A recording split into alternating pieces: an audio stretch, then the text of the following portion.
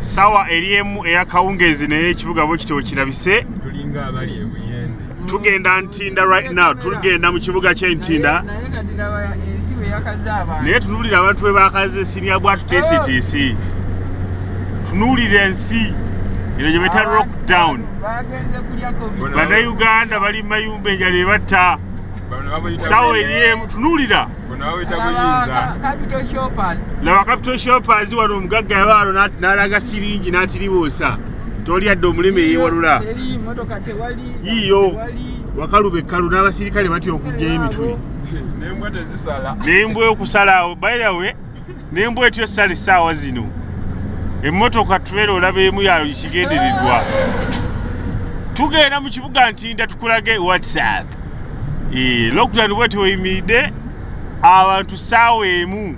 laba ono musulu mmoja emboka ejja muli ono kasebatuulu ne sapatu ekutuse musajja wa Lugaba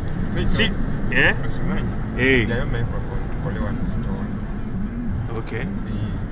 mbeera bwetyo bweri muloka nazo olaba ntono za kigendererwa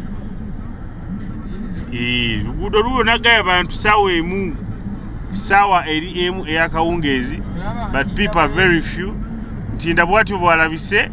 n'emmotoka olaba ntono number plate bwe bagiyitaane UG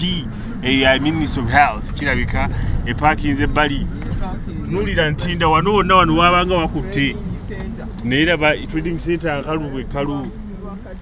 tuli wakati mu center senior bwatu TCTC Ntinda mukalu nnyo akazi terali yadde omuleme yeewalula embeera bwetyo weri right now no people abantu batono nnyo abantu